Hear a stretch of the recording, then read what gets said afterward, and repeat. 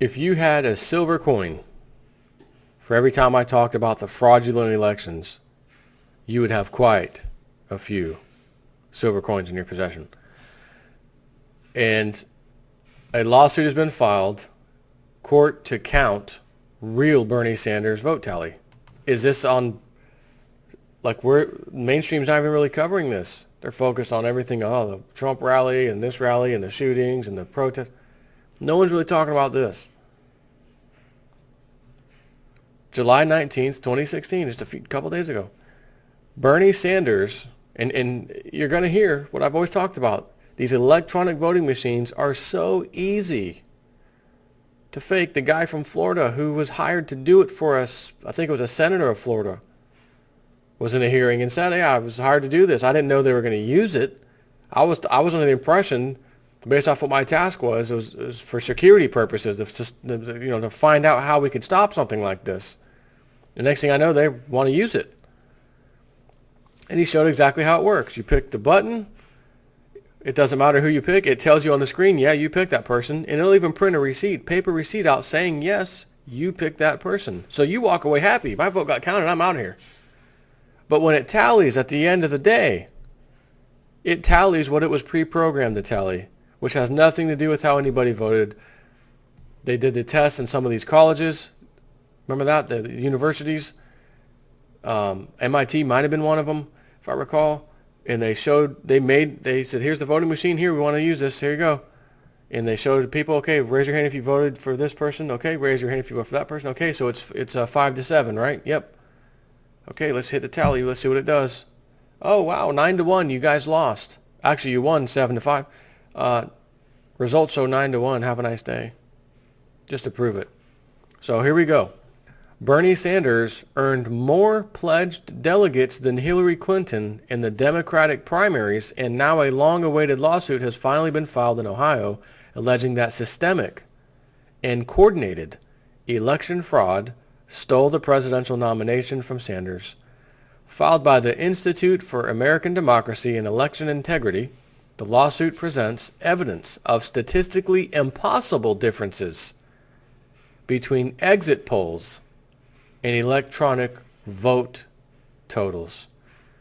So first off, I'm pretty certain everybody is going to know this, but in case there's someone who doesn't know what this is, I'm going to define it for you.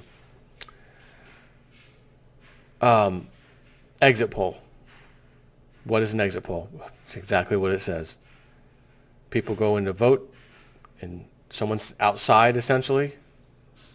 Hey, over here, everybody, I'm the exit poll person. We want to make sure your vote counts. We are, bipartisan group. We just want to make sure the integrity of the system works. So if you would mind, after you vote, step over to here. We don't need any information from you other than who you voted for. Have a nice day. Some of them actually might ask for a little bit of information. Just depends on the one. So same example I gave you a minute ago was 7-5, but the vote. The rigged vote said 9-1 at the college because they made it rigged. So essentially that's what we're seeing here with Bernie Sanders against Hillary Clinton. The exit polls are saying here's the truth, and actually he won. Reality, fake reality, says no, Hillary Clinton won, the voting machine said so. So who do we trust? An electronic machine that's programmed by somebody we don't know? Or do we trust physical humans walking over to other humans? And it's public information. Everybody can stand around and watch if they want, whatever. Which one would you trust? The first stage of the legal action will involve obtaining raw exit poll data from a media consortium. The second stage will seek access to actual ballots for recounts and verification of machine totals.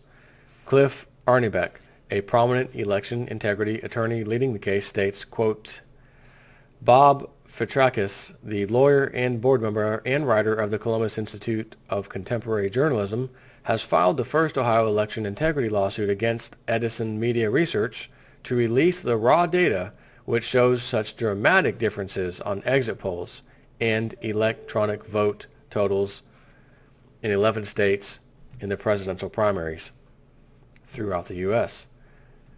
Our examining the ballots will show us who really won the Democratic presidential primary. Although Bernie may have already conceded by that time or before then, at least he will know what the truth was about how many votes he really garnered. He can do that. He can do with that what he wants. And as TalkPoliticsHere.com reports, in 2004, Arnebeck filed a lawsuit against Ohio Secretary of State Kenneth Blackwell and Bush Administrative Operative Karl Rove over election fraud in 2004 in that Ohio presidential primary. A string of lawsuits continued until a key witness, Republican information technology guru Mike Connell, was killed in a small plane crash weeks after he was deposed in the case. The current lawsuit requests that media organizations release the raw data for 2016 exit polls stored at the University of Connecticut for the first time. So, I think we already know the answer. It's what it always is.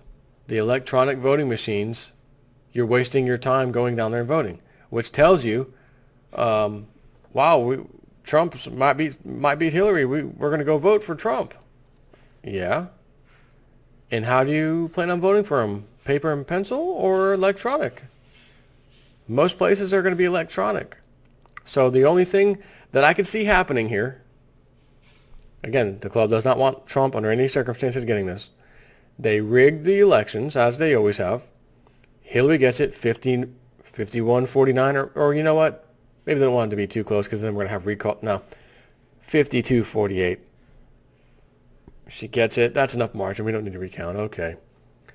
But someone's going to say, like the Trump team, wait a minute. The amount of support, the amount we've seen, something ain't right here.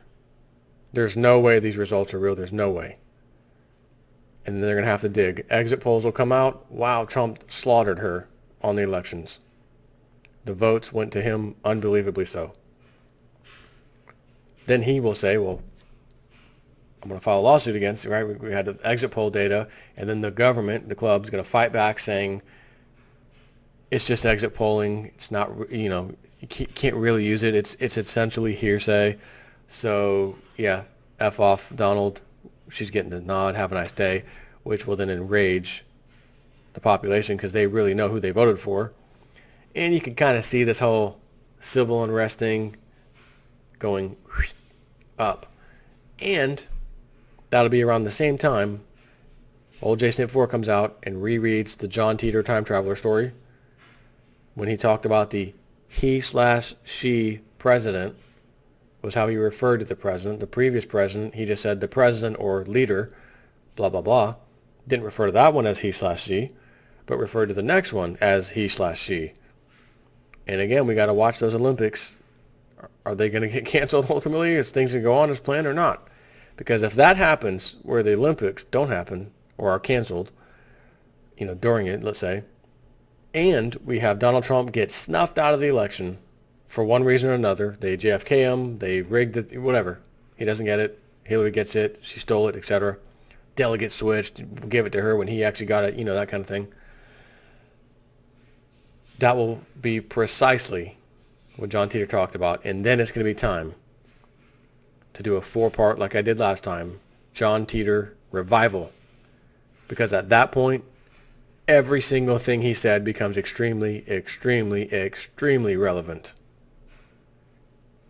And that's also going to be around the time I really, really, really, really strongly may try to get the hell out of here and head up to Omaha, Nebraska. Why?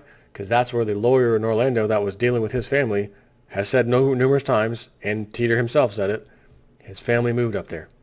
That's where they're going. The new capital of the United States of America, when all this goes down, will be Omaha, Nebraska. It's just extremely far-fetched. It's almost nonsensical until you read what he said would be coming in this country, and you just freaking look around at you over the last few years and say, oh my God, nobody from 2000, the year 2000, could be able to talk like this and get it right. But he has so far. Yes, his timing and dates that he gave were definitely off. But the general story, if you had no dates to go by, except just a timeline of events, it would be far more concerning for most people. The fact that we have dates and he gave us certain dates and they came and went, that makes you say, oh, sign of relief. Okay, this is nonsense. But if you take the dates out and look at it, just look at the timeline in itself, it's kind of scary. So we'll see what happens. I'll be keeping you up to date on that. Take care.